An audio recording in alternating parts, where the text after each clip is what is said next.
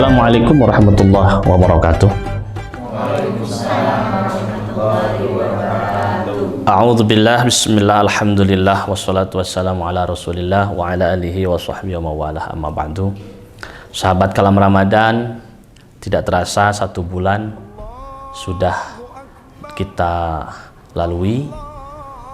Bulan Ramadan sudah menemui ujung, yaitu akhir dari semua yang kita lakukan dari tanggal 1 sampai sekarang adalah berpuasa dan beribadah yang lainnya. Dan hari ini kita masuk di malam terakhir dan masuk ke tahun yang kepada bulan yang baru, yaitu bulan Syawal. Tentu ada harapan-harapan besar karena dinamakan Yaumu Idil Fitr, hari di kembali orang melabelkan dirinya dengan kesucian. Id itu kembali, fitri itu adalah suci, kembali suci. Artinya bahwa setelah kita 1 bulan melakukan ibadah puasa, menempa diri, menahan dari berbagai macam godaan yang sifatnya lahiriah maupun batiniah akan ibadah puasa kita, menahan lapar, menahan dahaga, menahan anggota tubuh, kullul jawarih, dari seluruh hal-hal yang bisa mengurangi kadar nilai puasa. Entah mulutnya dijaga untuk tidak melakukan hal-hal yang sifatnya bisa mengurangi kadar nilai puasa, ribahnya, namimahnya, atau berbicara hal-hal yang tidak baik. Kemudian matanya dijaga, an-nadharu bisyahwat kita jaga, dan hal-hal yang lain tentunya. Maka kesempurnaan itu akan menjadi lebih baik, kesempurnaan itu akan menjadi muncul ketika posisinya di hari yang kembali kita suci ini diakhiri dengan saling memaafkan satu dengan yang lainnya. Kita manusia pasti dalam kehidupannya ada satu hal yang bisa dikatakan ada gesekan, ada perbedaan, kadang mungkin juga ada hal yang saling bermusuhan satu dengan yang lainnya, saling menjelekkan, kadang-kadang juga kadang tidak terasa oleh kita. Maka salah satu kesempurnaan puasa oleh para ulama itu 1, tunaikan zakat fitrah. Itu untuk menambal puasa-puasa yang memang puasa tersebut dirasa oleh kita ada kekurangan-kekurangannya. Yang kedua adalah dengan kita saling memaafkan, membebaskan hakul adam kita. Maka di malam yang penuh dengan keberkahan ini juga jangan lupa, barang siapa manusia yang menghidupkan 2 malam hari raya, Idul Fitri dan Idul Adha, maka mereka akan dihidupkan hatinya oleh Allah di saat hati yang lain mati karena tidak mampu untuk menghidupkan malam-malam hari raya tersebut. Maka mudah-mudahan pertama, kita yang telah menunaikan kegiatan Kalam Ramadan dengan seluruh kru yang ada, kita bisa memberikan nilai manfaat untuk masyarakat melalui dakwah virtual. Hari ini dakwah itu adalah bukan hanya secara verbal kemudian bertemu langsung, tapi juga bisa dengan dakwah virtual, bertemu dengan para pemirsa di layanan online. Mudah-mudahan ini membawa nilai manfaat. Saya teringat sebuah ayat Al-Quran, ud'u ila sabili rabbika bil hikmah wal mau'izatil hasanah.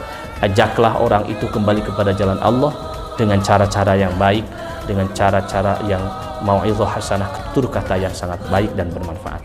Mudah-mudahan untuk saya secara pribadi dari apa yang disampaikan akan memberi nilai manfaat.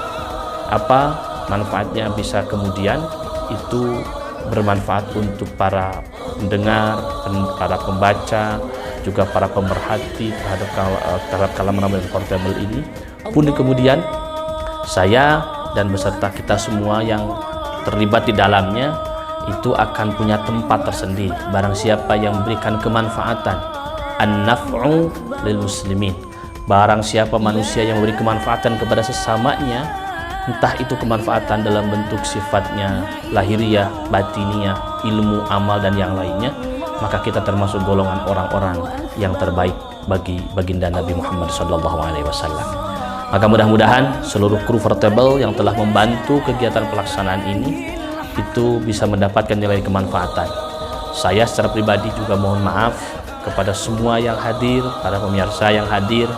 Mudah-mudahan satu yang paling utama, Ramadan boleh pergi, Karena itu adalah merupakan satu perjalanan waktu yang pasti. Ketika datang dia juga pasti akan pergi. Tapi yang tidak boleh pergi dari diri kita adalah iman, Islam. Tidak boleh. Kenapa tidak boleh? Karena satu catatan penting dari Allah Subhanahu wa taala, wala tamutunna illa wa antum muslimun. Janganlah engkau mati meninggalkan dunia ini tanpa memegang nilai keimanan dan keislaman. Maka Ramadan silahkan pergi karena memang itu sudah menjadi ketentuan perjalanan waktu. Namun tanamkanlah nilai-nilai yang ada di Ramadan ke dalam jiwa kita, karena menjadi sia-sia apa yang kita lakukan kalau ternyata kita masuk bulan Syawal ini kita kembali seperti orang-orang yang sebelum Ramadan melaksanakan kegiatan-kegiatan yang seolah-olah tidak bermanfaat atau banyak yang mudorotnya. Maka 1 bulan ini adalah latihan kita untuk menjadi orang yang terbaik di hadapan Allah. Maka dilatih, ditempa selama 1 bulan sehingga kita siap untuk melaksanakan 11 bulan kemudian menjadi orang yang bisa menjadi lebih baik. Ciri orang yang mendapatkan Ramadan yang terbaik itu adalah apabila setelah bulan Ramadan haliyahnya atau tingkah lakunya itu menjadi lebih baik, tutur katanya menjadi lebih baik, hatinya menjadi lebih baik, berarti dia telah sukses di bulan Ramadannya. Tetapi kalau tingkah lakunya menjadi lebih jelek, kemudian bahkan dia lebih turun lagi, maka ternyata Ramadan itu hanya waktu saja bagi dia, bukanlah sesuatu yang bermanfaat. Orang yang mendapatkan kemuliaan Ramadan adalah orang yang masuk bulan Syawal sampai bulan Sya'ban, dia bertingkah laku lebih baik, dia beramal lebih baik, sholatnya lebih rajin, kepada manusia lebih baik. Itulah orang sesungguhnya yang mendapatkan kemuliaan di bulan Ramadan. Itulah makna sesungguhnya dari Idul Fitri, kembali kesucian itu adalah kita menjadi lebih baik di 11 bulan yang akan datang. Mudah-mudahan kita semuanya mendapatkan kemuliaan di bulan Ramadan dengan kesempurnaan-kesempurnaan yang ada di dalamnya. Seluruh pemirsa, baik yang hadir di sini maupun yang hadir secara virtual, kita doakan bersama-sama kita menjadi orang-orang yang lebih baik lagi di masa-masa yang akan datang, mendapatkan kemuliaan dari bulan Ramadan, dan tentu paling utama kita akan mendapatkan rahmat Allah Subhanahu wa taala berupa menjadi ahli surganya Allah. Amin ya Allah ya rabbal alamin. Itu saja yang bisa disampaikan sebagai penutup kalam Ramadan pada tahun ini, tahun yang ketiga kita tidak terasa, dan insya Allah selama kita masih ada waktu kita akan terus kawal ini sebagai salah satu jalan dan upaya kita dakwah mengajak orang kepada nilai-nilai kebaikan. Baik, selanjutnya ada yang mau ditanyakan atau ada yang kesan-kesannya, dipersilahkan. Ya.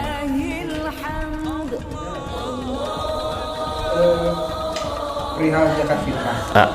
Apakah kalau saya kan kebetulan baru pindah setahun yang kurang lah. Kalau di salah satu tempat yang baru ya. Nah, tapi terkadang orang tua suka bilang misalnya, nanti zakat fitrahnya di sini ya, di tempat yang kita sebelumnya gitu kan. Oke. Nah, apakah untuk zakat fitrah sendiri itu ada patokan bahwa memang harus diberikan di daerah tempat fitrah kita atau bebas? Yeah. Karena sekarang juga kan banyak juga yang layanan zakat fitrah online. Jadi kita bisa bayar kayak gitu. Apa itu termasuk sah juga atau tidak?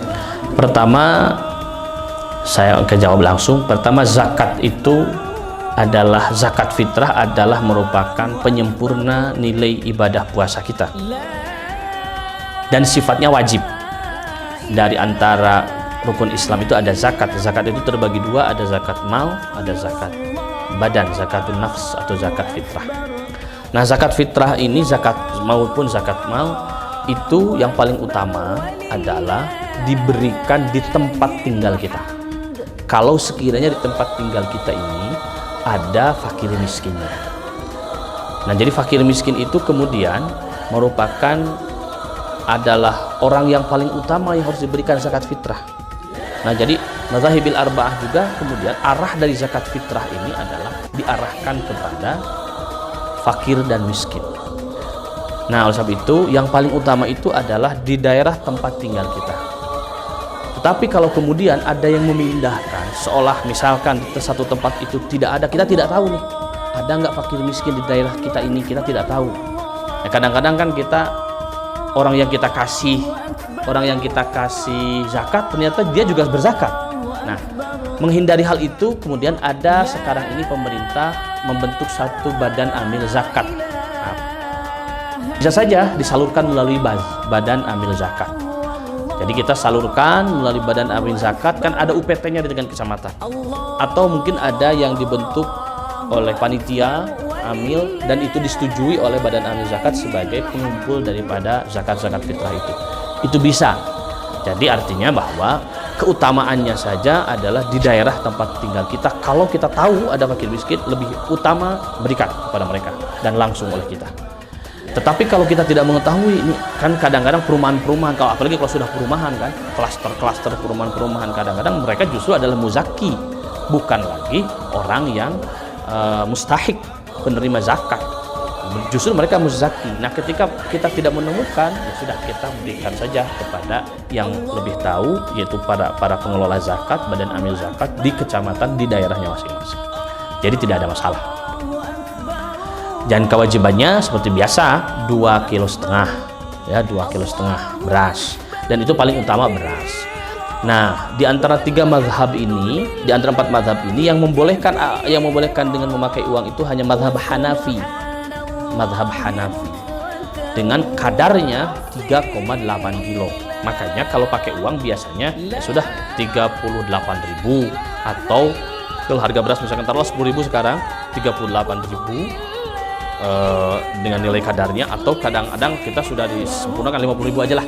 Dengan 50.000 itu menjadi nilai zakat kalau memakai uang.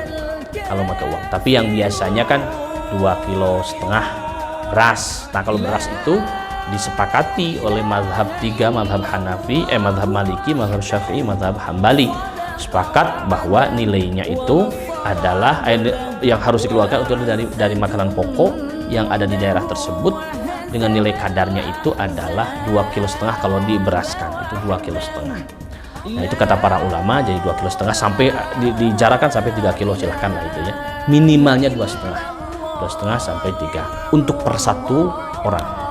Dan tujuannya adalah membersihkan badan kita, zakatun nafs, zakat badan kita. Itu ya. Ada lagi?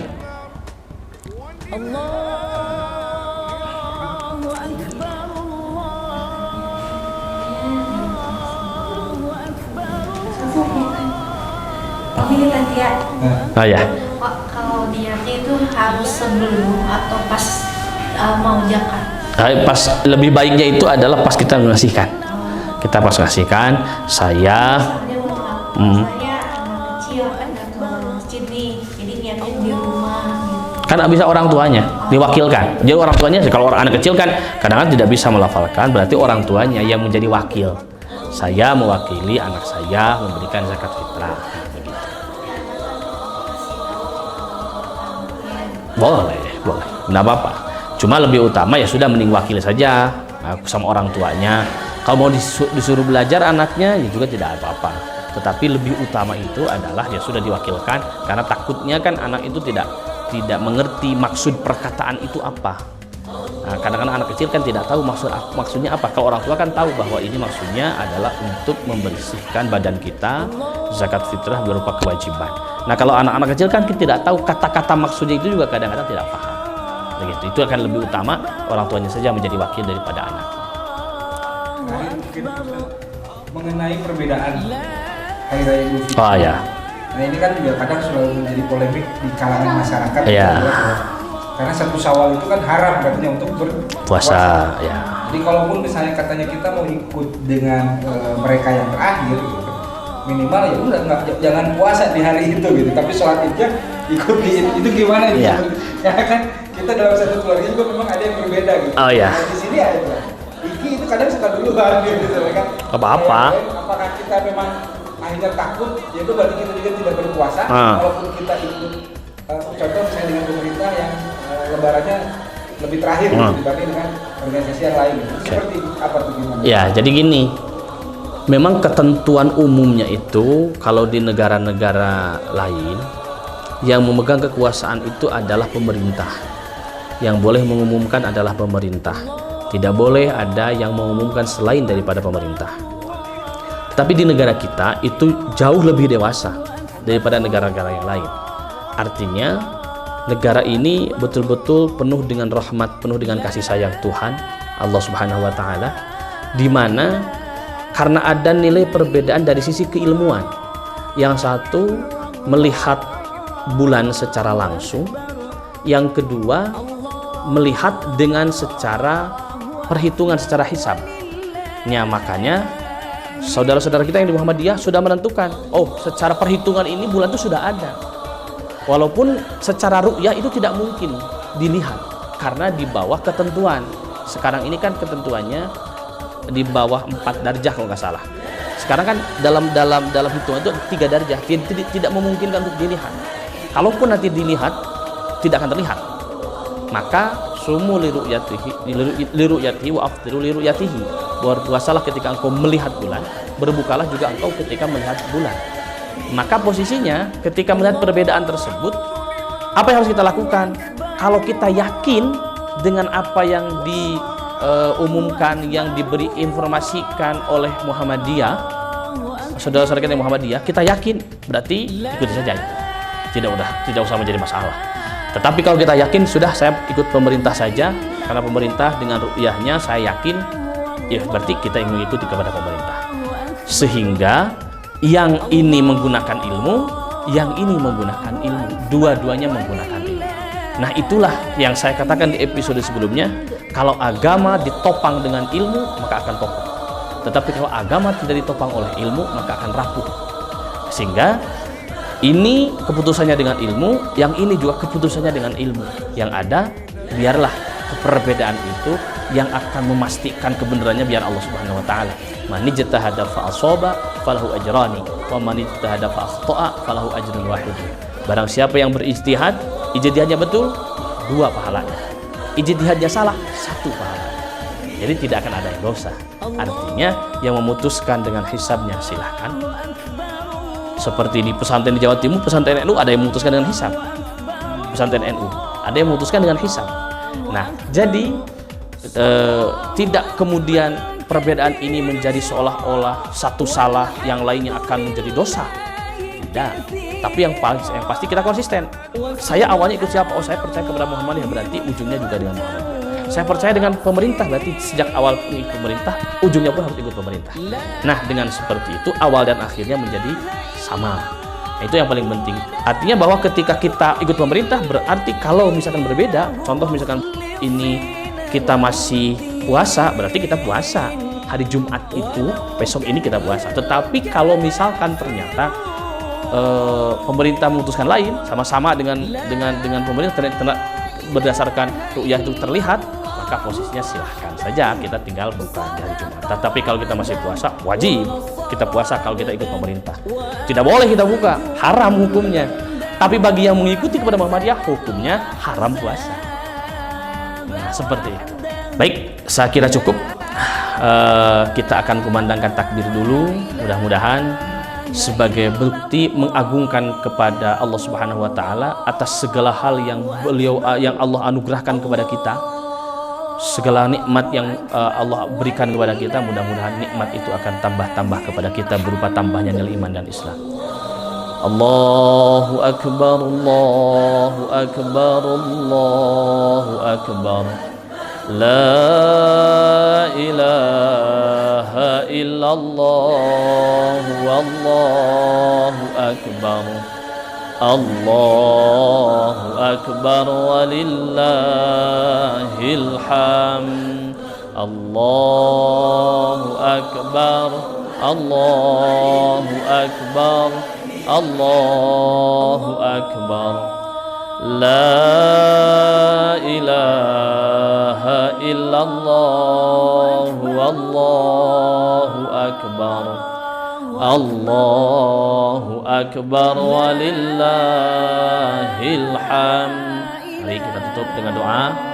Ya Allah, ya Tuhan kami, pada malam hari ini kami bermohon kepadamu ya Allah, mudah-mudahan pertama ya Allah menerima seluruh ibadah kami di bulan Ramadan, yaitu puasa kami diterima sebagai salah satu bagian daripada ibadah kewajiban yang kami laksanakan.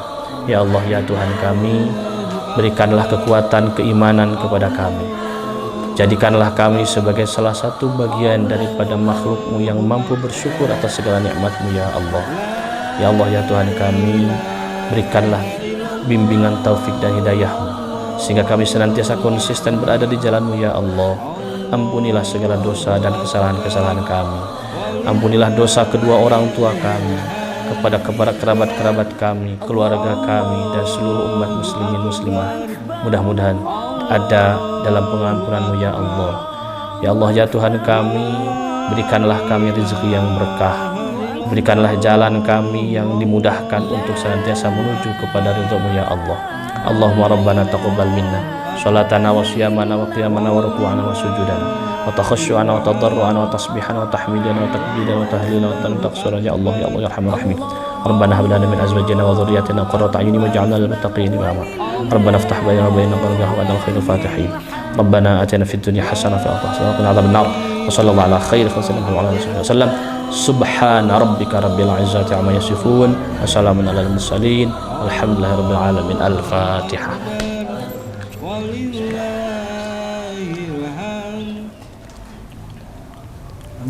Assalamualaikum warahmatullahi wabarakatuh. Waalaikumsalam.